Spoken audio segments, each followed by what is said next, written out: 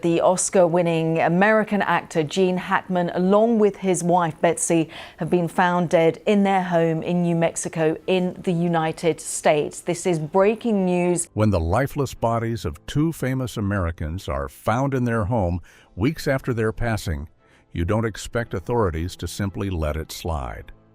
Tonight, new details are emerging about the death of legendary actor Gene Hackman. 40 feet below Gene Hackman's private library, an FBI agent swept his flashlight across a concrete wall and froze, catching something unusual: an iron door. It had been locked from the inside, and whoever locked it never came out. Join us in this video as we unearth the details of Gene Hackman's secret tunnel that was never meant to be found. The most troubling emergency call. February 26, 2025. Around 11 a.m., a convoy of federal vehicles rolled up to a set of towering reinforced steel gates hidden deep in the forest outside Santa Fe, New Mexico. Behind those gates sat a $4 million compound, the secluded estate of Gene Hackman and Betsy Arakawa. No one had heard from them in days. Phone calls went unanswered. Staff didn't show up for work. The entire property, which normally ran with tight, almost military precision, had gone silent. The alarm didn't come from family or friends or even law enforcement. It came from a handyman. He told deputies he believed the couple had died inside. The gates had to be forced open. The locks had to be cut. That alone raised red flags. This wasn't the kind of property where someone accidentally forgets to secure a door. Everything about the compound was designed to remain sealed unless someone inside chose to open it. And this time, no one did. When officers first stepped onto the property, they expected something sad, but simple. What they walked into was anything but simple. Gene Hackman and Betsy Arakawa were found inside the mansion. Their dog was there too. Later, authorities confirmed Betsy had died about a week before Gene. Her cause of death: a severe viral infection. His heart failure, with contributing factors. On paper, it was straightforward: natural causes, case closed. But the scene itself didn't feel straightforward, not even close. From day one, the Santa Fe Sheriff's Department publicly stated there were no signs of foul play. Yet in that same breath, they acknowledged the scene was suspicious enough to justify a full forensic sweep of the entire compound, including federal teams equipped with thermal imaging and specialized investigators. That tension, that contradiction, is where the story begins to fracture. Then there's the timeline. Betsy died 7 days before Gene, which means a 95-year-old man remained alive inside that house with his wife's body for up to a week. No emergency call, no outreach, no attempt to alert anyone. Recently released body camera footage shows the moments after officers discovered them inside the Santa Fe home. The atmosphere wasn't chaotic, it was heavy. Still, almost staged in its quiet. So the question lingers: what keeps a man silent for 7 days in a house where his spouse has died? Grief so paralyzing it shuts the world out? A sense of duty? Denial? Or something else entirely, the fear that calling for help would open the gates, and once those gates opened, strangers would start looking, and they might find what was never meant to be seen. When sources obtained the official search warrant, it became clear this was no ordinary death investigation. What authorities discovered inside that property went far beyond confirming natural causes. What did they find? How does it alter the course of history? Keep watching to find out. What the FBI found in Gene Hackman's home. Hidden behind a wall inside Hackman's private library, federal agents discovered something no one, not staff, not neighbors, not even local law enforcement, knew existed: a sealed tunnel. It had been closed off for decades, and whoever sealed it had done so with intention.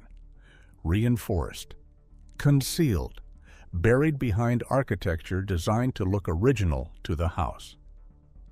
Someone wanted it forgotten. But the existence of the tunnel wasn't the most unsettling part. The worst part was what investigators reportedly found at the bottom: a fortress. Gene Hackman's estate wasn't just a home. It functioned more like a fortified compound, dense forest wrapped around it on all sides, towering stone perimeter walls, motion sensors at every access point, thermal cameras. Around-the-clock surveillance systems were more commonly associated with high-security facilities than private residences. The staff was carefully selected, thoroughly vetted, bound by airtight legal agreements. In decades of employment, gardeners, housekeepers, maintenance crews, not one ever publicly spoke about what happened inside those walls. Think about that. In the era of smartphones and social media, total silence like that doesn't happen by chance. It's maintained, structured, enforced. Local journalists who attempted to investigate the property over the years consistently hit dead ends. Building permits came back partially redacted. Property records contained unexplained gaps. Clerks had no answers. One researcher from the Santa Fe Historical Society reportedly spent months combing through land records connected to the estate, and then abruptly stopped. No public explanation, no published findings, just silence. When you step past these reinforced gates, the inside of the estate tells a different story. A staggering one. Hallways lined with original masterpieces, furniture dating back centuries, pieces once owned by European royalty, chandeliers rumored to have hung in palace halls long before electricity even existed. The gardens weren't decorative. They were curated, rare botanical specimens, some found in fewer than a dozen places on Earth. So what happened to Gene Hackman inside these walls? What was the full story behind what the FBI uncovered? Keep watching to find out. Gene Hackman's secret tunnel.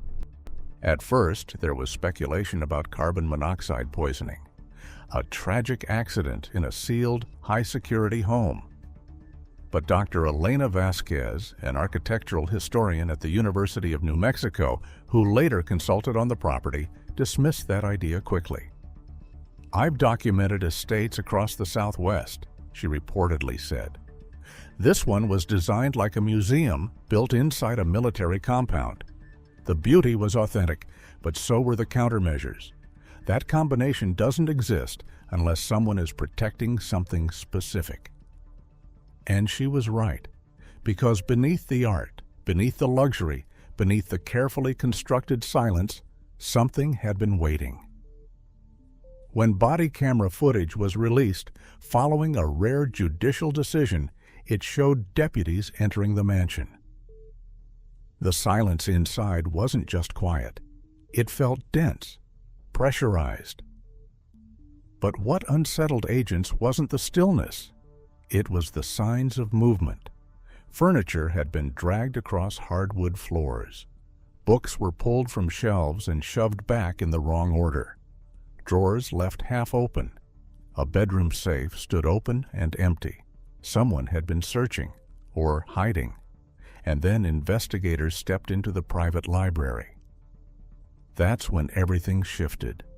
Behind a section of wall so precisely concealed you could stand in that room 1,000 times and never notice, agents discovered a hidden mechanism. An entry point requiring a specific activation sequence. Deliberate, complex, designed not to be stumbled upon, but to be accessed only by someone who knew exactly how. And once it opened, it led down. Stone steps disappearing into absolute blackness. No visible lighting, no obvious ventilation. Just a vertical throat of carved stone dropping deep into the earth. The agents descended. With every step, the temperature dropped. The air thickened, damp, metallic, carrying the faint taste of rust. Condensation clung to the walls. Their flashlights cut thin beams through the darkness. That's when the unease began. The walls weren't bare. They were marked. Intentional inscriptions. Some symbols resembled alchemical notation, others looked disturbingly technical, diagrams, schematics, geometric patterns that resembled blueprints for machines. Not decorative machines, functional ones. One section of wall displayed what appeared to be a schematic, unlike anything in modern engineering. Gears, chambers, and conduit systems arranged in configurations that made no conventional sense. One forensic technician reportedly described it as engineering from nowhere, and the tunnel itself told a layered story. But the deeper the agents moved, the older it became. The stonework grew rougher. Hand-carved joints, primitive reinforcement. Tool marks consistent with pick and chisel, not power tools. Marcus Devlin, a structural engineer who later reviewed leaked interior photographs, estimated that the deepest sections could be over 100 years old, possibly older. This wasn't built by the homeowner, he reportedly said. The upper section was renovated, reinforced, modernized. But the core of this tunnel was already here. Hackman didn't build it. He moved into it. He inherited it. And then the staircase ended. The passage opened into a chamber, a vast underground room, still, cold, preserved like something sealed away from time itself. Ancient wooden crates lined the walls. Some had collapsed under their own age, spilling their contents across the stone floor. Whatever had been stored there had been waiting. What scary things did they find in this secret chamber? How unsettling are these details? The secret that was never meant to be shared. And lifted the lid of a dust-covered crate and found photographs, fragile, curling at the edges. The faces in them were unfamiliar. The clothing looked early 20th century. Some images appeared to show private meetings in windowless rooms. Others captured locations, underground corridors, and industrial spaces that don't match any known property on record. In one photograph, a group of men stood around a table covered in maps. Their expressions were tight, serious.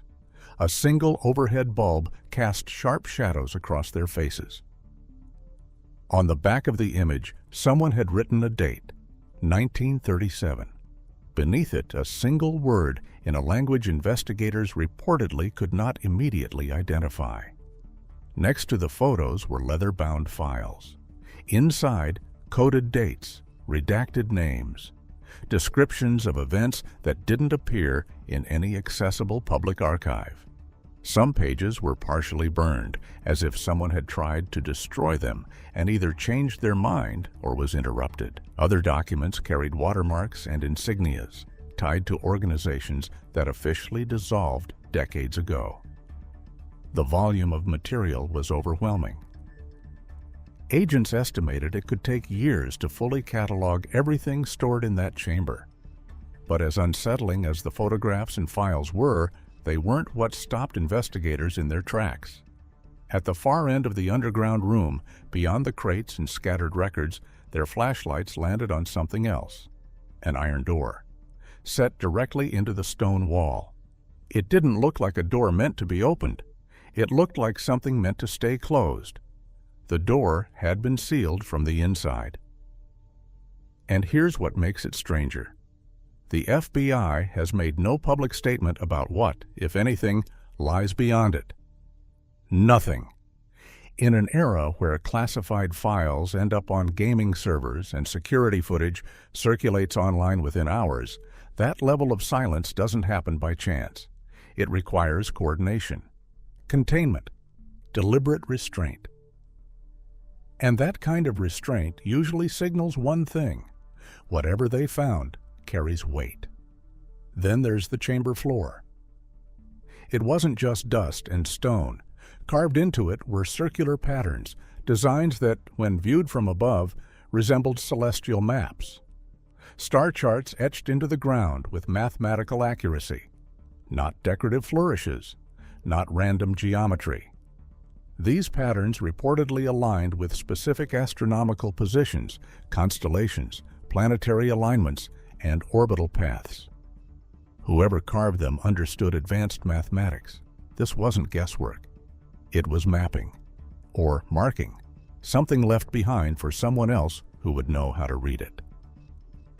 The tools recovered from the crates only deepened the mystery. Some bore engravings that don't match any known manufacturer or identifiable era. A few contained internal mechanisms so refined they would have required fabrication techniques beyond what was available when the oldest sections of the tunnel were supposedly constructed. One device in particular stood out, a palm-sized metal cylinder with rotating internal rings.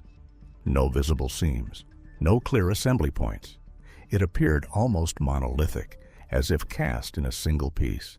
Even today, manufacturing something at that scale without detectable joins would be difficult. Former FBI forensic analyst Dr. James Whitfield, who spent nearly 2 decades processing classified materials, commented on the broader pattern of silence. When an agency goes this quiet, this fast, he said, it usually means one of 2 things. Either what they're looking at is nothing, or it's something they're not prepared to explain. Either they found nothing and they're embarrassed. What was such a room doing in Gene Hackman's custody? Was it related to his passing? Keep watching to find out. The complete truth about Gene Hackman's tunnel. Was Gene Hackman collecting artifacts that didn't belong in any catalog? Guarding documents someone believed should never resurface? Or did he inherit this underground world, along with its secrets, from a previous owner, becoming its final steward? And here's where the ground itself becomes part of the story. Santa Fe isn't just art galleries and desert sunsets. Less than an hour away sits Los Alamos, birthplace of the atomic bomb. The heart of the Manhattan Project.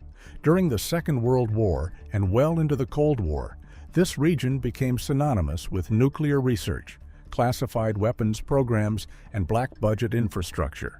For decades, locals have whispered about underground transport routes and reinforced bunkers carved into the mesas. Facilities built not just for research, but for survival. Structures designed to shelter officials if the unthinkable happened. Freedom of Information Act requests have confirmed that extensive underground construction occurred across northern New Mexico during the Cold War. How extensive? Parts remain classified. Richard Payne, a retired Department of Energy consultant who worked on facility assessments in the 9, once put it this way: there are systems under those mesas built to outlast the surface.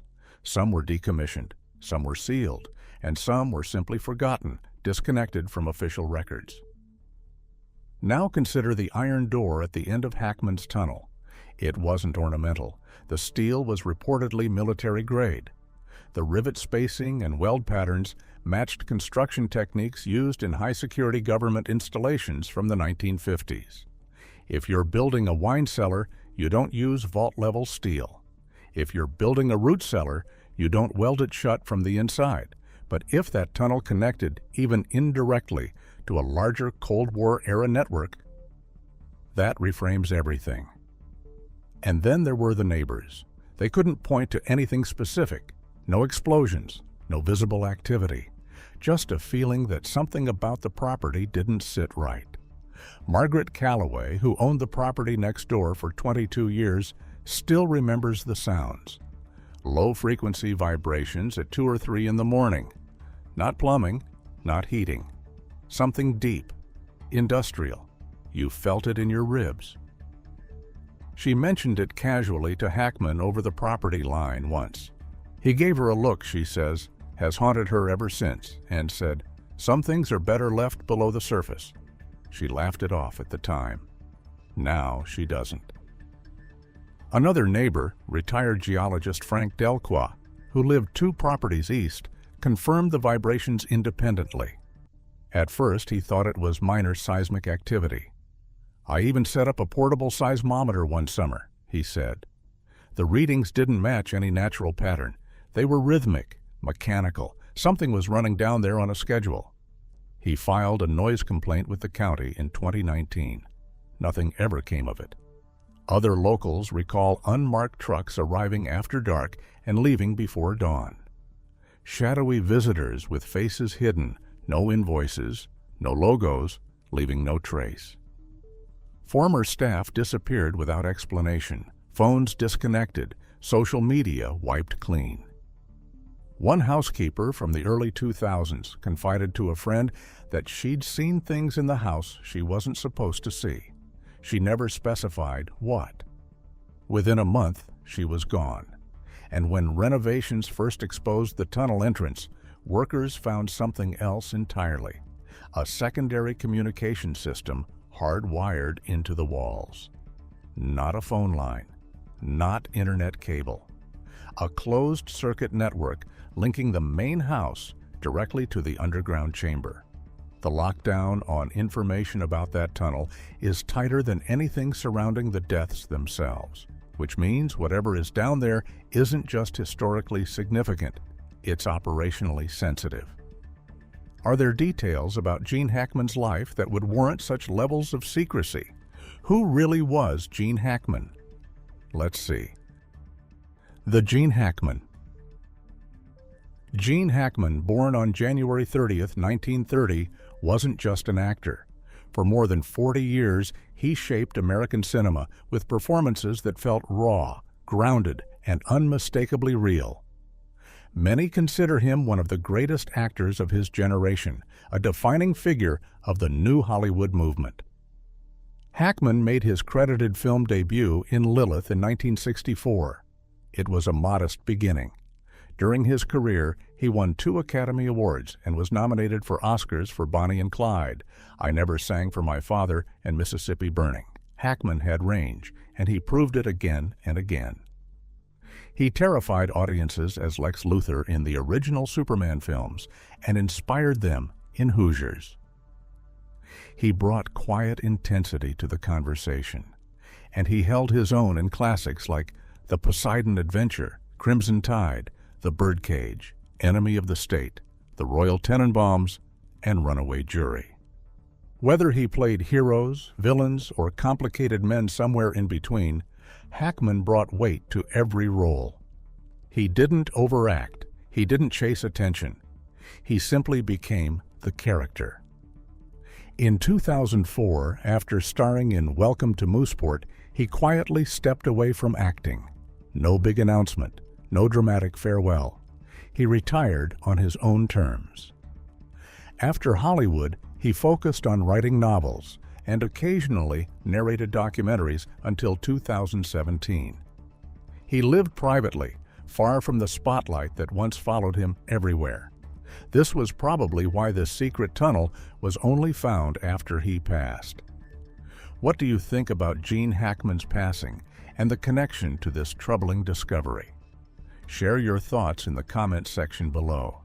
Thank you for joining us as we uncover the scary mystery found in Gene Hackman's home. We hope you found this video both insightful and interesting. Don't forget to like and subscribe. Click the next video on your screen to explore more interesting celebrity stories. See you there.